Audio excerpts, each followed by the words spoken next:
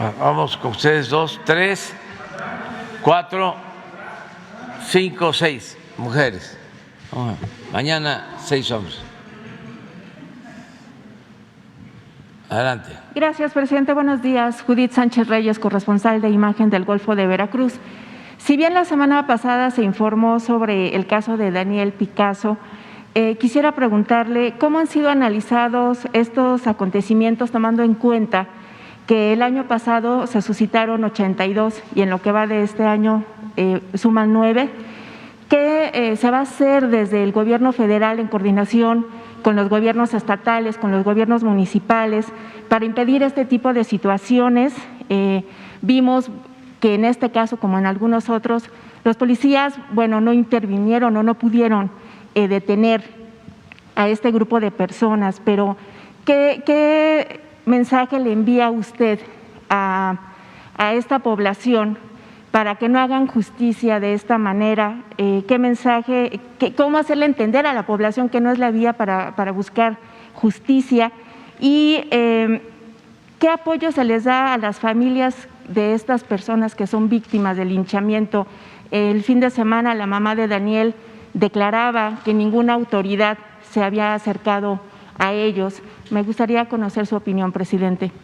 Bueno, decirle a toda la gente, a todo el pueblo, a las comunidades, que se tenga confianza en las autoridades. Nosotros no somos iguales a las autoridades anteriores, así de manera categórica lo puedo decir. Nosotros no protegemos a delincuentes, se castiga al que comete un delito y no debe hacerse justicia por propia mano. Eso está prohibido, pero además significa un acto injusto, inhumano, no corresponde a lo que debe ser una sociedad responsable. Entonces, pedirles a todos que tengan confianza, que puede ser que por alguna autoridad menor se libere a un delincuente, pero de inmediato se actúa y se repone el procedimiento. Nadie queda impune. No hay protección para ningún potentado, para ningún influyente, para ninguna persona. Y así se ha ido entendiendo. La gente tiene confianza en la autoridad. Hemos ganado en ese terreno. Sin embargo, lamentablemente se siguen presentando estos hechos que vienen de lejos, pero que vamos a seguir insistiendo para que haya justicia. Creo que Rosa Isela podría explicarnos sobre el apoyo a víctimas y a familiares. Con su permiso, señor presidente, solamente ponerme a la disposición personalmente para que cualquier tema relacionado con la parte de las víctimas de estos lamentables acontecimientos podamos nosotros en la Secretaría atenderlos. Hemos recibido pocas llamadas de personas que quieren ser atendidos por este motivo. No lo tengo así como de memoria, pero con mucho gusto aquellas personas que necesiten un apoyo de parte del gobierno federal, que sus familias hayan sido víctimas de estos crímenes atroces, con mucho gusto los atendemos. Presidente, usted hablaba de la profesionalización de los efectivos policíacos. En ese sentido, justamente en este tipo de hechos, ¿qué es lo que está haciendo falta para poder realmente ellos contener este tipo de situaciones? Miren, el país estaba en decadencia. Eso fue lo que heredaron los gobiernos neoliberales.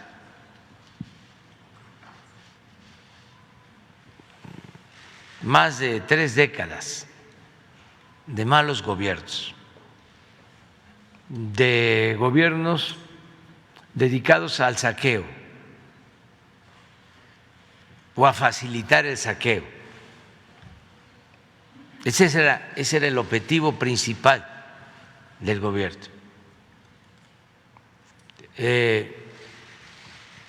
Participar como un instrumento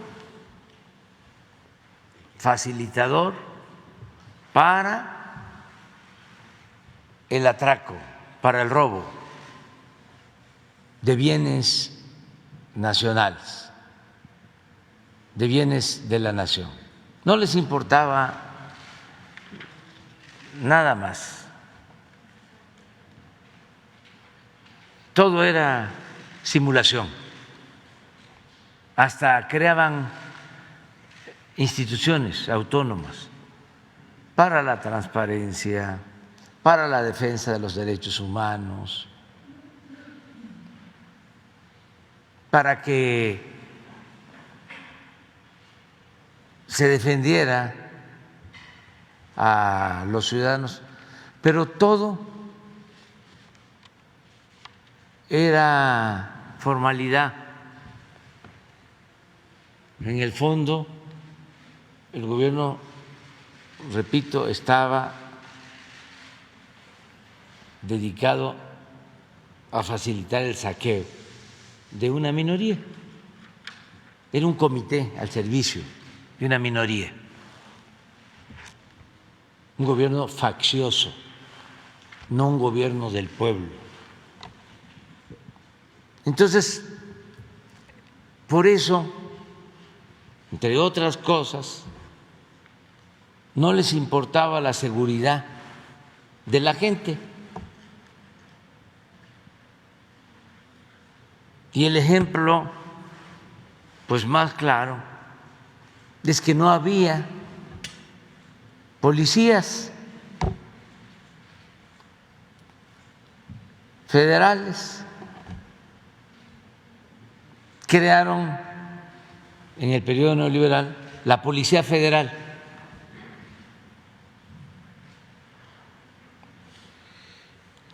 De manera ineficiente y como algo no importante. Se desatendió, todo lo querían resolver con presupuesto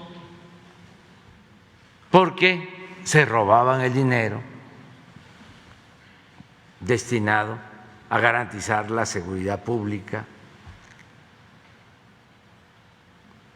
De ahí salió García Luna y muchos otros que están incluso en la cárcel. ¿Cuántos elementos llegaron a tener? 40,000 en el mejor momento, y más de la mitad en funciones administrativas, en aparatos burocráticos. 20,000 para proteger a 27 millones, a 1,027 millones, perdón, a 127 millones de mexicanos.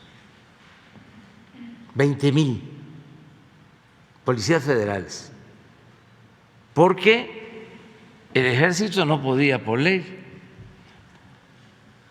participar en tareas de seguridad, la Secretaría de Marina tampoco.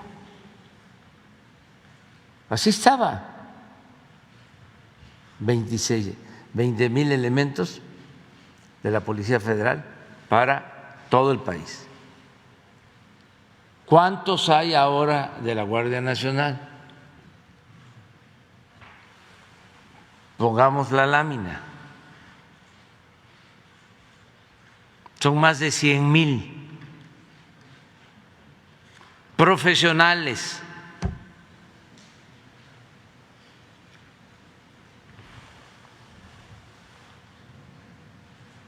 $118,000 en total.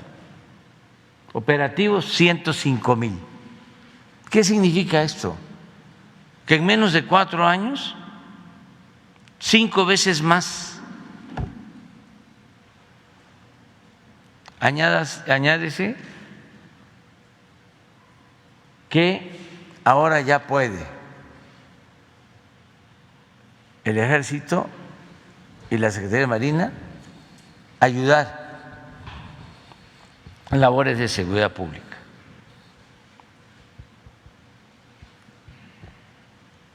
Entonces me preguntas, ¿no?, ¿por qué todavía esta situación de inseguridad, de falta de profesionalismo? Bueno, porque es mucho el rezago, mucho el atraso, muchas policías estatales, municipales, no estaban completas todavía. Hoy hay estados en donde tenemos más elementos federales que policías estatales y municipales.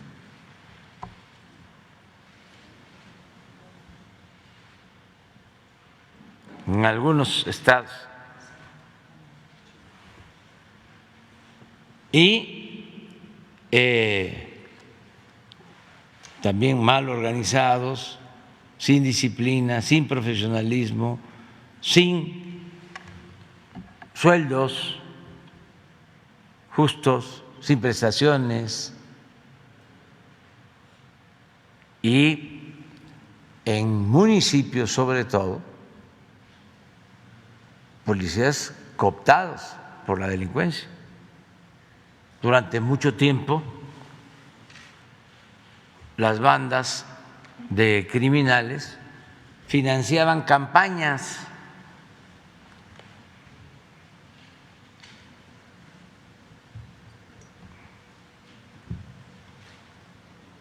y al principio lo que pedían a cambio era al secretario de Seguridad Pública del municipio. Ellos lo ponían.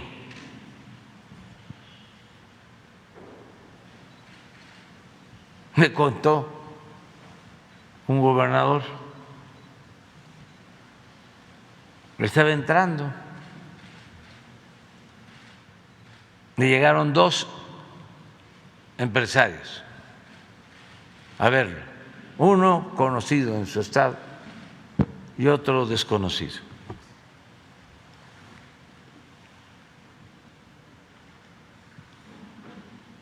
Que querían invertir en el estado, los empresarios. Pues como hacen todos los gobernadores y todos los gobernantes. Debemos de preocuparnos porque hay inversión, porque eso es empleo, es bienestar. Y los atendió, pero ya a la salida del despacho se sale rápido, se despide y se sale rápido el empresario conocido y se queda el otro. Y le dice al gobernador: pues ¿sabe qué? Nosotros tenemos aquí un arreglo con el gobierno y pasamos una cantidad. Nos dice ahora a quién le entregamos el dinero. Así, frente a frente. Y este gobernador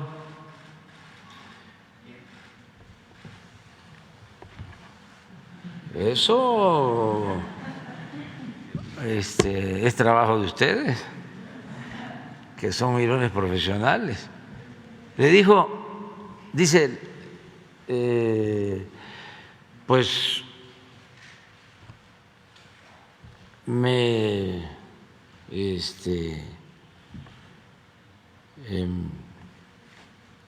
decidí a enfrentarlo y le dije, no va a haber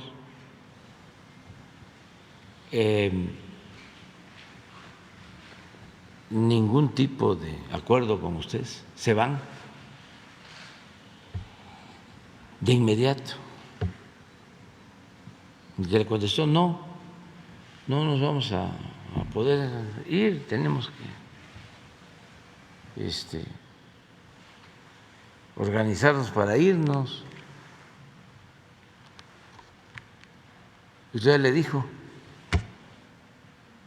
diga cuánto, vamos a arreglarnos. Así lo hacemos en otras partes. Esto en el periodo neoliberal. Y le dijo, no, se van. Bueno, pero en 3 meses, le dijo el capo.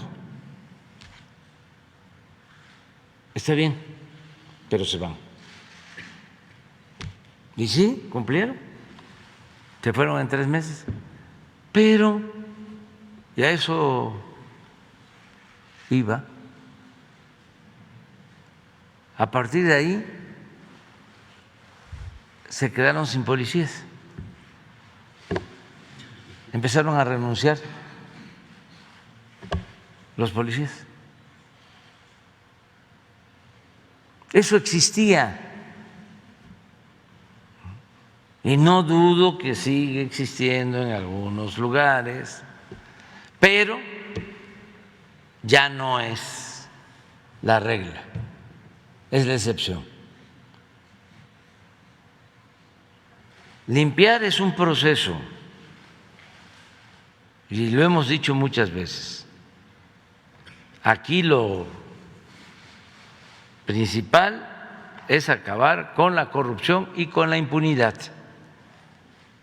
Y eso se hace de arriba para abajo, como se barren las escaleras. Y ahí vamos, poco a poco, pero todavía nos faltan 2 años y 2 o 3 meses. Entonces vamos a seguir limpiando y se ha ido avanzando bastante porque no hay corrupción, porque no hay impunidad. Aunque les duela a nuestros adversarios, los conservadores, no es lo mismo Rosa Isela que García Luna, porque todavía no notan la diferencia.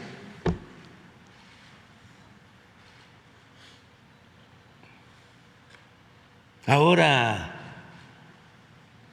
que los fiscales de Estados Unidos declaran que García Luna tenía sobornado a periodistas,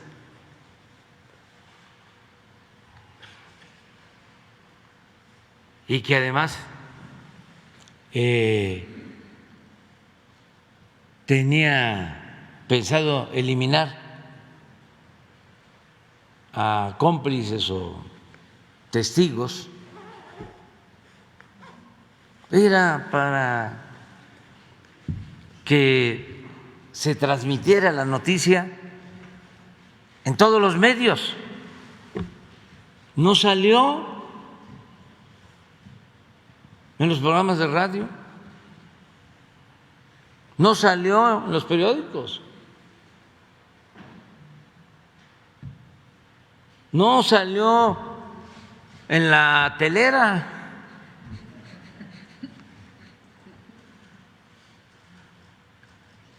No fue nota.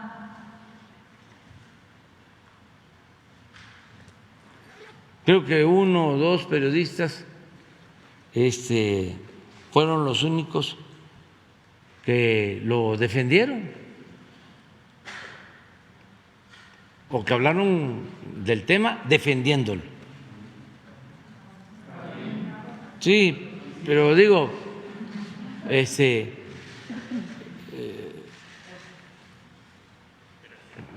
cuando menos hay que reconocerle que dieron la cara.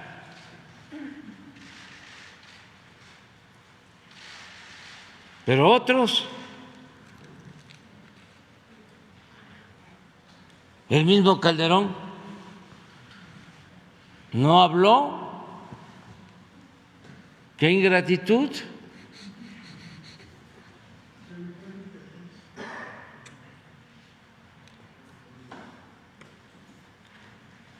Entonces, sí hay diferencia y vamos a seguir así. Lo importante es que no se permita el contubernio,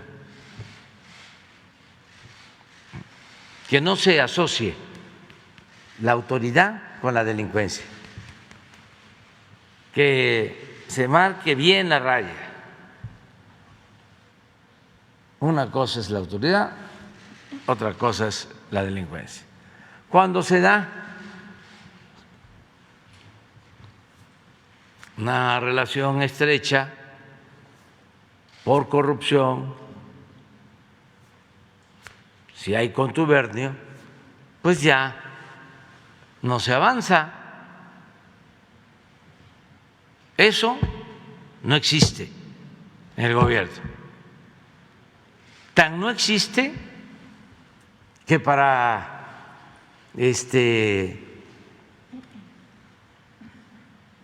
atacarnos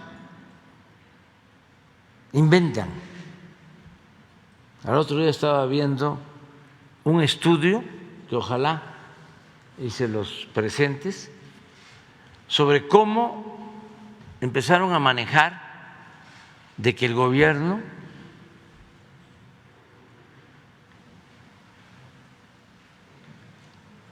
yo tenía vínculos con el crimen organizado. No pueden probar nada, porque sencillamente nosotros tenemos principios, tenemos ideales, y lo que estimo más importante en mi vida es la honestidad. Pero no hay ninguna prueba. Pero lo interesante de este estudio es que le dio seguimiento a el movimiento de las cuentas en redes sociales. Y fue una campaña que se echó a andar en ese sentido. Y se puede probar. Una empresa hizo el estudio, un grupo hizo el estudio. Hoy mismo yo te doy los detalles para que se les entregue la información. Primero en las redes sociales y luego la repetición de los expertos del conservadurismo, los voceros de aquí, pero también es posible que esto se maneje desde el extranjero.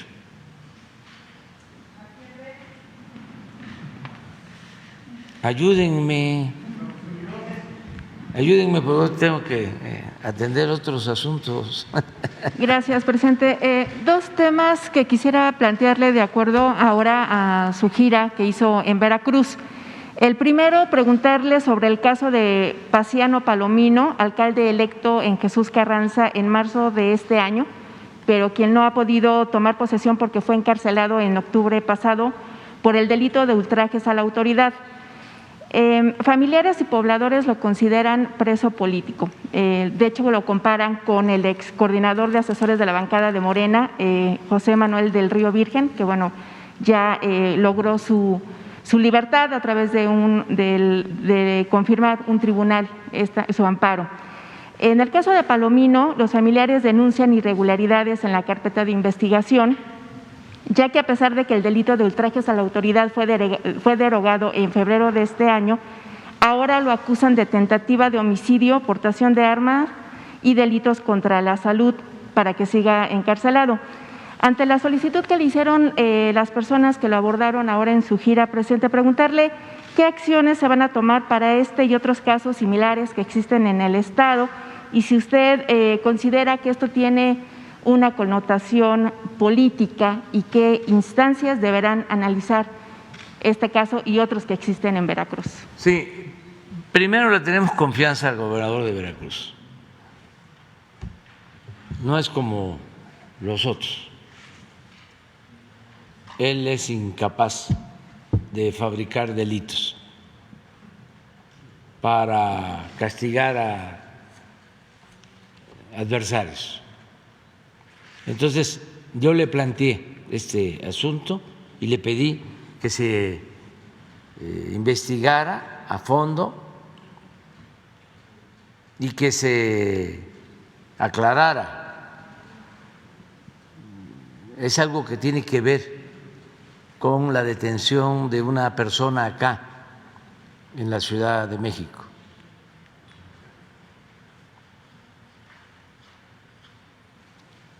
Con delitos graves,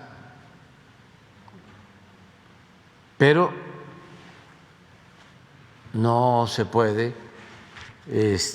hacer un juicio sumario, se tienen que presentar las pruebas y tiene que haber justicia. Entonces, eso fue lo que yo ofrecí a los familiares y a los simpatizantes de esta persona. Entonces, se va a hacer y aquí vamos a informarles. Y finalmente, presidente, en el municipio de San Juan Evangeliza, también allá en el sur de Veracruz, este último año se han registrado múltiples casos graves de abigeato, lo que ha preocupado en gran medida a los ganaderos de esa zona. El más reciente, de hecho, se llevó a cabo hace 2 semanas. Y en este sentido, tomando en cuenta que de acuerdo al informe de incidencia delictiva del Fuero Común 2022, reportan 37 casos de robo de ganado en enero y 30 en febrero, todos registrados sin violencia, mientras que el Secretariado Ejecutivo del Sistema Nacional de Seguridad contabiliza aproximadamente 67 solo en lo que va de lo que fue el primer bimestre de este año. Y Veracruz, pues es uno de los 5 estados en donde se comete este delito. Preguntarle, presidente, ¿qué acciones se están tomando por parte del gobierno federal y las instancias correspondientes para implementar alguna acción que proteja a este sector productivo? Bueno, aquí está el comandante Bucio de la Guardia Nacional. Gracias. Y Rosa Isela, y se va a actuar.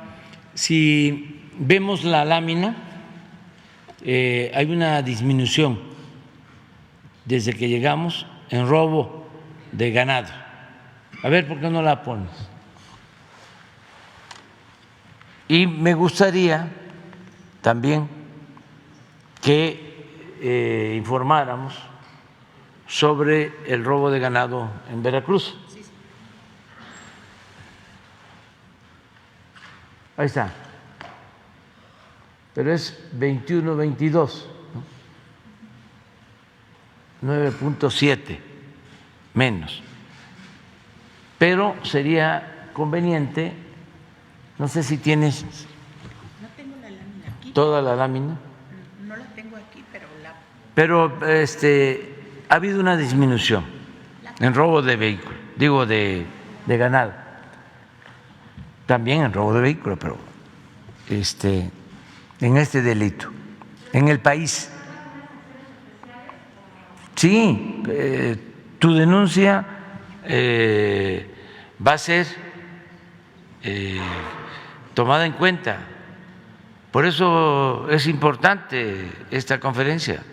Nos ayuda a nosotros mucho, porque ustedes andan en la calle y recogen los sentimientos de la gente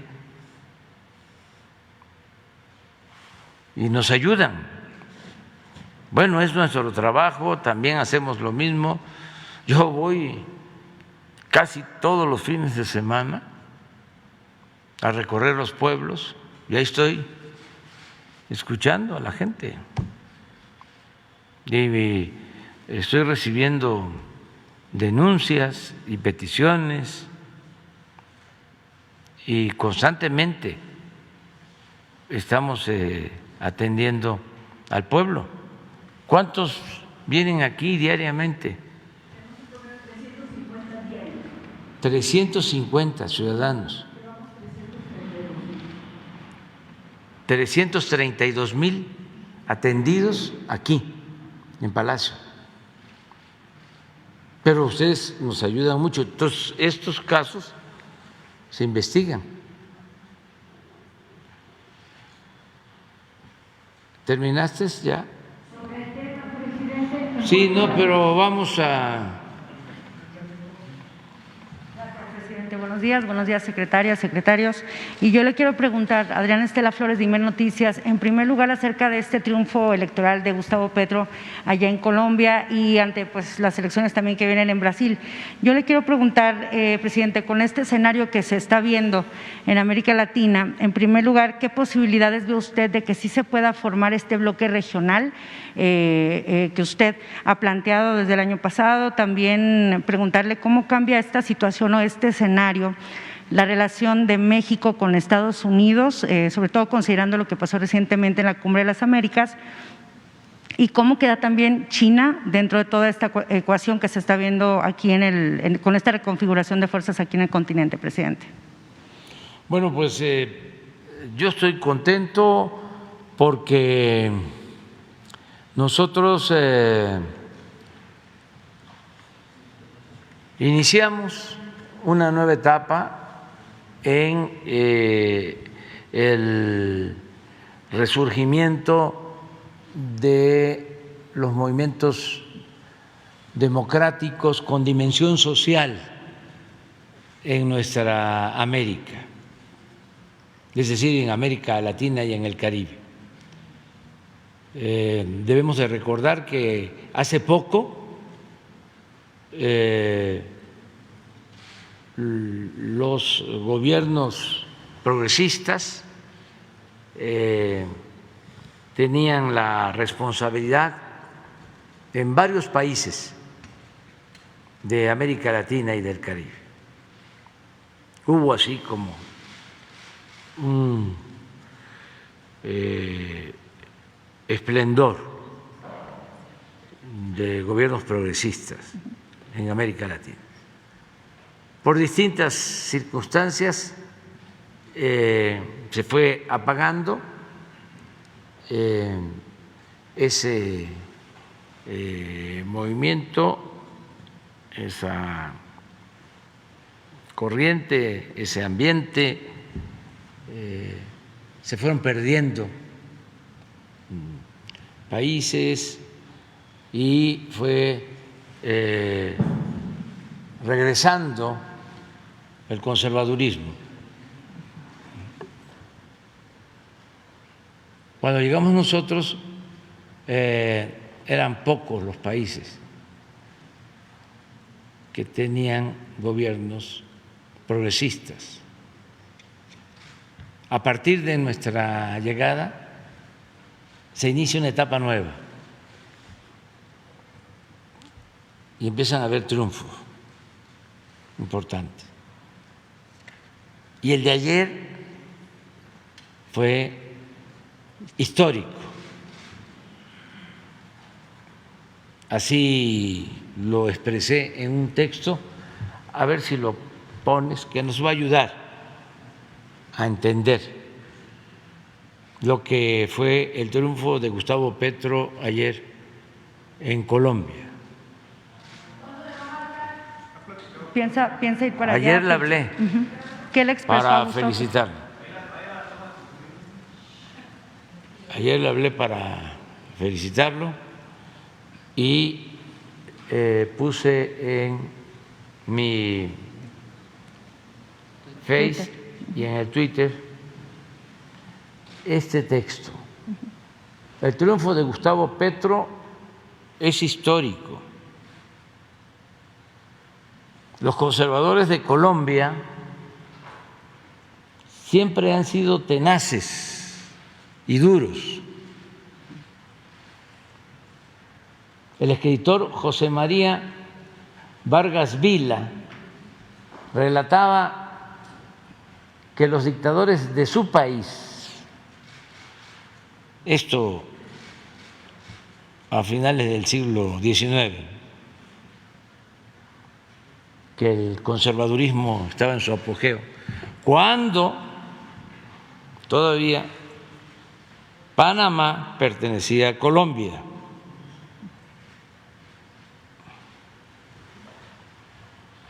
Decía Vargas Vila, un gran escritor, los dictadores de Colombia, hablaba de uno en especial, que le llamaban la Pantera Blanca, mojaba en agua bendita su puñal antes de matar. Esta es una historia de esta época,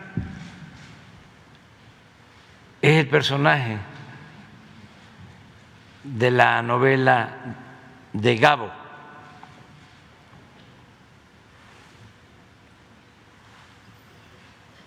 Era real, Aureliano Buendía, era un militar liberal, Uribe y Uribe,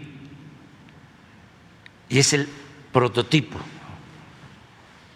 que utiliza Gabo para describir al personaje Aureliano Buendía, de esa época.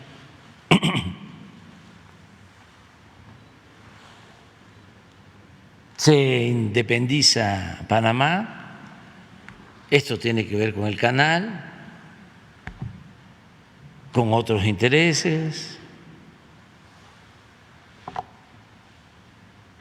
En 1948, ese mismo proceder, esa misma mentalidad conservadora, causó el asesinato del gran líder liberal, Jorge Eliezer Gaitán.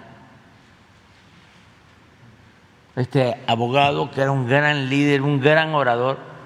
A ver si encontramos un fragmento de un discurso de Gaitán. Yo soy Colombia. Un gran dirigente liberal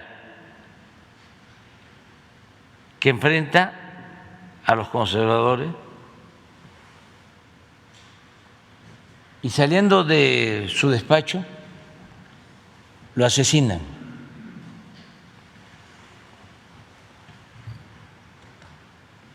Y el pueblo enardecido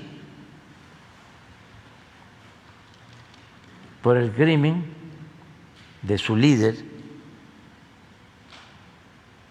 destruye todos los edificios públicos de Bogotá. le llaman el Bogotazo.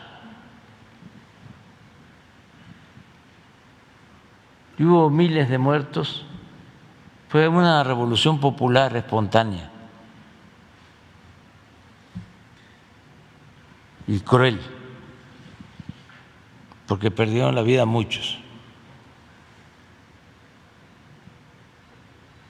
Gabriel García Márquez escribió, ¿cómo se llama su libro de memoria? Vivir para contarlo. Ahí él describe que su amigo Wilfrido Mathieu le fue a avisar del asesinato de Gaitán. Y su amigo le expresó: se jodió este país. Y a partir de entonces se desata una represión y surgen movimientos guerrilleros y toda la historia última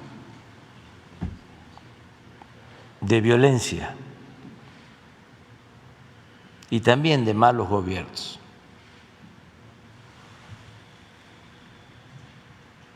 Por eso puse al final: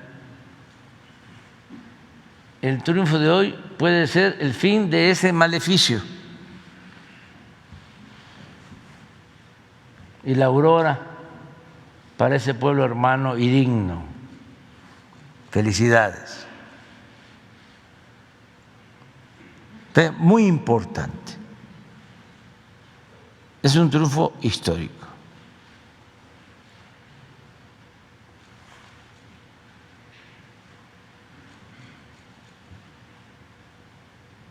Ayer me criticaron que por qué tan rápido felicité a Gustavo Petro si me tardé para felicitar al presidente Biden. Son cosas distintas. Cuando la elección del presidente Biden no había todavía resultados.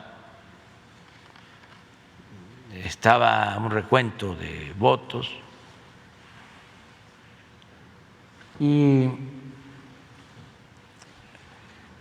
cuando ya la felicité ya había salido a reconocer su triunfo el presidente actual, Duque, y otros presidentes. Y la verdad, estaba muy contento y sabía que había triunfado legal, legítimamente. Y un abrazo, un saludo cariñosísimo al pueblo de Colombia.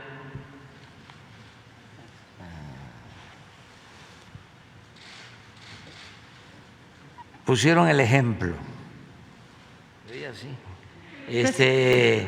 Bueno, imagínense el fragmento del carnaval de Río, cuando las elecciones de Brasil, lo contento que vamos a estar. Bueno, ¿qué le dijo Petro, presidente? ¿Qué le dijo Petro? Bueno, pues que vamos a trabajar juntos, todos los gobiernos de América Latina, del Caribe. Creo que coincidimos en que debe de buscarse la integración en todo el continente y que se debe de incluir a Canadá y a Estados Unidos.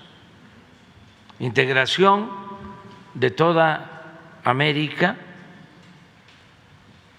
para conformar una región en el mundo.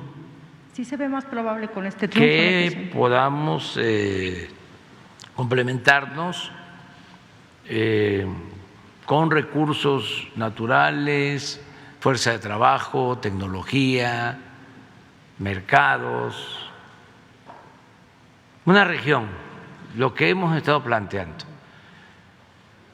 Todos juntos, es una etapa nueva, con respecto a las autonomías y a la soberanía de los pueblos, como fue la Comunidad Europea, que luego se convirtió en Unión Europea. Ese es nuestro planteamiento. Estamos buscando eso. Y vamos a insistir en que nos unamos en toda América. Hay muy buenos diplomáticos, hay muy buenos políticos en América y debe haber voluntad para no excluir, para unirnos, para convivir en beneficio de nuestros pueblos, no castigar por cuestiones ideológicas, dogmatismos, por discriminación a nuestros pueblos y buscar la hermandad en toda América. Por eso mi felicidad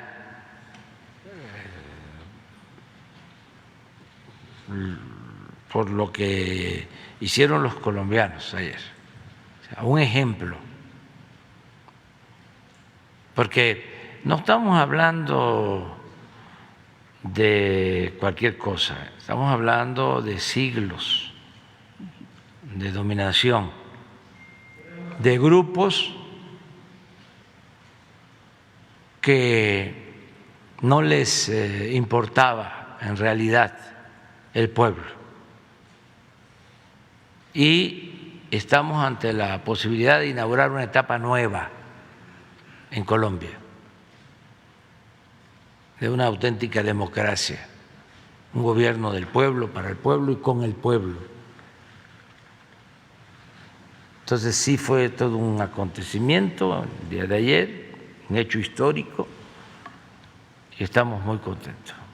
Se consolida, ¿no?, este bloque progresista, presidente, aquí en el continente. Sí, avanza. Ahora, yo le quisiera preguntar el movimiento sobre… progresista. Le quiero preguntar también, presidente, sobre un tema nacional en cuestión de la economía. Si me permite, la Asociación Nacional de Pequeños Comerciantes habló de que 20 de los 24 productos de la canasta básica en realidad se han tenido incrementos, sí se han registrado incrementos, y también alertaba sobre un posible escenario de desabasto en insumos como el papel higiénico, refrescos, granos. Y yo le quiero preguntar, presidente, ¿cuál es la evaluación que tiene el gobierno federal respecto a esta aplicación del plan contra la inflación y la carestía? Y también si nos pudiera detallar acerca de esta propuesta que delineaba la semana pasada sobre comprar alimentos a Estados Unidos, presidente. Bueno, estamos atendiendo el tema del abasto de alimentos. No hay problema, tenemos alimentos en el país. Y tenemos mercancías suficientes. Y estamos en un acuerdo con productores, con distribuidores, con comerciantes. Han cumplido el acuerdo que hicimos de mantener los precios de una canasta básica. Aquí lo acabamos de ver y Ricardo lo podría explicar más de cómo hay un control de precios en alimentos. El caso de los energéticos, no hay ningún problema. En cuanto a el abasto y en cuanto al precio, les diría que se van a mantener los precios de las gasolinas, del gas, del diésel, de la luz, ya tomamos esa decisión. Y en el caso de los alimentos estamos también llevando a cabo acciones. Una de ellas es este acuerdo con los distribuidores, con los comerciantes de alimentos. Puedes explicarlo. Desde que se tomó el acuerdo, se ha respetado y hemos logrado buenos resultados. Primero comentar que en particular del papel del baño no hay desabasto. Ojalá no empecemos como hace 2 años con el fake news, aquel que corrió a nivel mundial. Somos un importante productor de papel del baño, incluso se exporta. Entonces, no hay ningún tema a ese respecto. Platicamos con los principales productores de este producto que están en México establecidos y además hemos estado verificando, constatando en todos los distribuidores grandes y medianos en todo el país y no hay ningún desabasto. Hubo mucho cuento, ahora sí, como dicen popularmente, mucho cuento chino con el agua potable embotellada en Monterrey y también con todo y que ha aumentado la demanda por el agua potable embotellada, hemos estado viendo que todos los días se vacían los anaqueles, pero aún queda algo de producto en la noche y a la mañana siguiente otra vez está resurtido, lo cual ha implicado un gran esfuerzo para muchos distribuidores de la zona metropolitana de Monterrey, pero ni en ese caso ha habido desabasto. Además, por instrucciones del señor presidente, tenemos una reunión, esperemos en esta misma semana, para ir dando seguimiento con productores y con distribuidores sobre esta gran alianza que está haciendo el gobierno federal y que el gobierno federal ya ha puesto el ejemplo. No se le pide a los productores y a los distribuidores que hagan más esfuerzo que el de no ganar lo que ganaban antes. Si pueden, pues que le bajen un poquito. El esfuerzo lo está haciendo el gobierno, empezando por la exención del impuesto especial a productos y servicios para gasolina, la política de precios máximos en el gas LP. Gracias a estas medidas que ha tomado el señor presidente Andrés Manuel López Obrador, se ha podido controlar a manera tal que somos de los países con los precios más bajos, o en otras palabras, con la menor inflación en los energéticos, a pesar de la presión internacional que existe con el petróleo y con el gas. Y en el tema de alimentos, estos 24 productos que semana con semana estamos monitoreando, no solo se constata que hay estabilidad en los precios y en algunos casos una ligera baja, a pesar de la alza que hay a nivel mundial. Porque eso es luego lo que no se ve. Dicen, oiga, ¿y por qué nos comparamos con otros países? Porque hay un proceso inflacionario en todo el mundo y afortunadamente las medidas que se han tomado en México han favorecido que ese proceso inflacionario sea mucho menor en México que en otras partes del planeta. Y eso lo vamos a seguir haciendo, no con un control de precios, sino como una alianza en favor de los consumidores, de las consumidoras en nuestro país, en los 24 productos y en la mayoría de los que producimos en México. La canasta básica de un incremento de más del 30% de los productos de la canasta básica. En el supermercado, sobre ruedas, se ve la carne como ha subido, pues ya supera hasta los 200 pesos, el aguacate nuevamente por los cielos, por cuestiones climatológicas, pero al final sí hay un incremento en los productos tanto de la canasta básica como el consumo diario. Esa es, digamos, la preocupación y malestar de la gente. Tú lo viste en la tabla que presentamos, hay un incremento en el índice nacional de precios de alimentos y bebidas. Eso no se está soslayando. Lo que estamos indicando es que ese es menor que a esos mismos productos en el mercado internacional, porque no podemos lamentablemente estar exentos a un proceso inflacionario que hay en todo el mundo, pero no son del 30%. Y en el caso de los 24 productos que estamos monitoreando de manera muy específica, que se ha dado en llamar la canasta Profeco, son los productos que más consumimos las familias mexicanas, en una proporción tal para una familia de 4 personas que ya comen como adultos, o sea, ya en edad de secundaria, de prepa. Los dos hijos de esta familia, que es la familia prototipo de acuerdo al censo del 2020. Entonces, lo que podemos hablar es de estabilidad dentro de un proceso inflacionario mundial. Y ningún desabasto, ¿eh? Y lo importante también es que, agradecerle mucho a los distribuidores porque están cumpliendo con el acuerdo. Y hoy, precisamente en la mañana, se decidió tener una reunión con ellos para evaluar y continuar con el programa de ofrecer esta canasta básica a precios justos. Lo va a hacer el secretario de Hacienda, la secretaria de Economía y la Procuraduría. Vamos a continuar. Pero hay otras acciones. Este año nos hemos propuesto beneficiar a 800,000 productores con fertilizantes gratuitos. 800,000 productores. Voy a hacer una gira por las plantas de fertilizantes que heredamos en muy mal estado, porque son las plantas de la corrupción. Entonces, las estamos reparando y voy a estar en Cozoleacaque, voy a estar en Coatzacoalcos, voy a estar en Lázaro Cárdenas,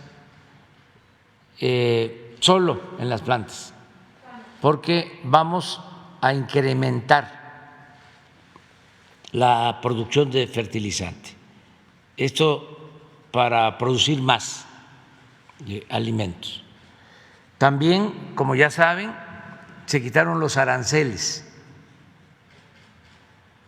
para poder importar alimentos de todo el mundo. Y estamos llevando a cabo otra política también orientada a reducir los precios de los alimentos, pero no quisiera yo adelantar nada todavía. Va a ser algo bastante importante. Estamos trabajando en eso. No olviden, porque pues, con todo respeto, pues esto no aparece en el Financiero. Tenemos un punto menos de inflación con relación a Estados Unidos. Un punto menos. Y lo mismo, es menor la inflación en México que en Europa. Y como esto no aparece en los medios convencionales, ni en los periódicos, ni en la radio, ni en la televisión, lo tengo que decir aquí. Y ya tenemos la lámina del robo de ganado, que la queremos poner por lo de tu pregunta.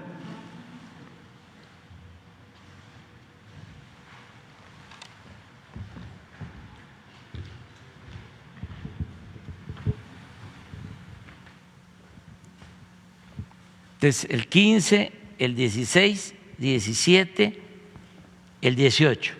Aquí entramos nosotros.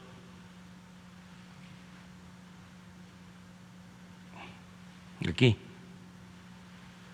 Y así se ha comportado a la baja. El robo de ganado. Por eso nos importa mucho, por ejemplo, en mayo 219.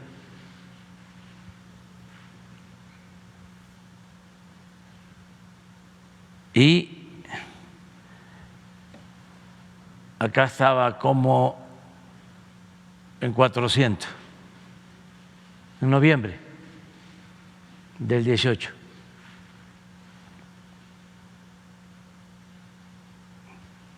En septiembre, 500, antes de que llegaran. Aquí también, ya estando nosotros, 500, y empezó a bajar. 219. Pero vamos a analizarlo. Esto es por la presencia de la Guardia Nacional y porque pues estamos trabajando todos los días y juntos. Es por la presencia de Marina y de la Secretaría de la Defensa. Estamos unidos y sí nos importan estados, en este caso como Veracruz, que es un estado ganadero, pero sí se ha avanzado. En el robo de vehículo, muchísimo. A ver si pones la lámina, ¿no la tendrán completa? Ah, bueno, pero miren, y aquí en la Ciudad de México, esta es una de las ciudades, lo voy a volver a decir, porque ya no les da tanto coraje a los adversarios, ya se controlan, no se ofuscan tanto. Esta es una de las ciudades más seguras del mundo, la Ciudad de México. Vienen del extranjero a vivir en la Ciudad de México. Yo creo que es de las ciudades del extranjero en donde hay más estadounidenses.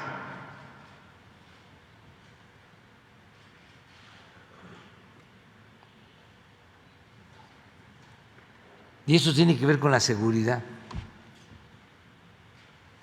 No hay prácticamente homicidios, son muy pocos, 2 diarios para toda la ciudad.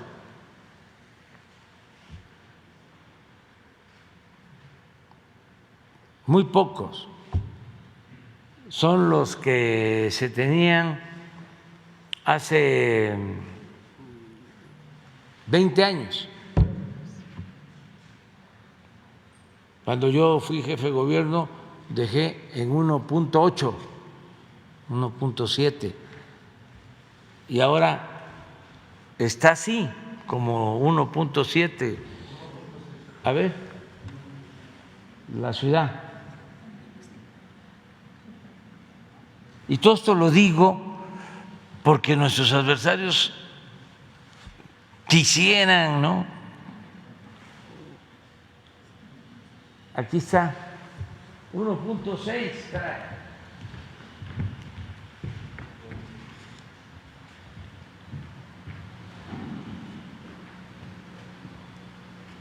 Sí, en el 22, 1.6 homicidios diarios en la ciudad.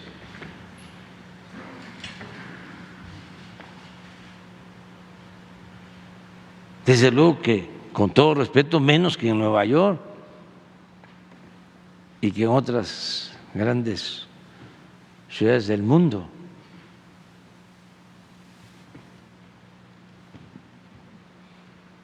Miren, aquí hubo 6.1.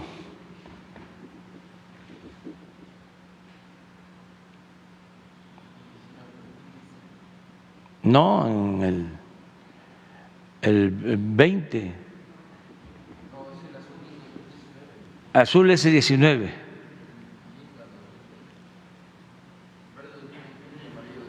Así es. Sí, es cuando se subió más. Entonces, ahí vamos. Yo ya termino. Porque aquí está, miren.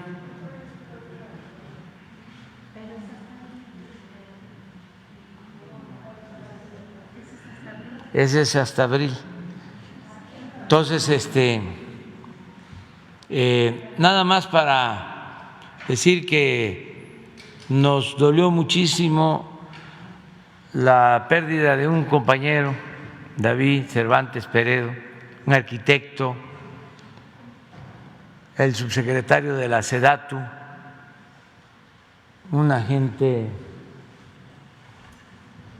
de izquierda, auténtico, honesto, trabajador, con convicciones en favor del pueblo, y nos deja su ejemplo de congruencia. David, lo conocí en 1988 y desde entonces siempre trabajando juntos por la transformación y el bienestar del pueblo. Él trabajó conmigo cuando fui jefe de gobierno y fue, y lo pueden ustedes constatar, cuando más viviendas se hicieron en la Ciudad de México, más departamentos en toda la historia, para los pobres. ¿Saben que se hacían departamentos de 80, 60, 80 metros cuadrados en 120,000 pesos, a pagar en 25 años? Y él me ayudó. Hicimos como 1,000 unidades habitacionales en la ciudad. Ahí. Un abrazo para sus familiares y para sus amigos y sus compañeros. Y ya terminamos, pero mañana, sí, entonces es que se platica con Jesús y a ver si mañana lo vemos, sí. Y mañana van a ser puros hombres, pasado mañana mujeres.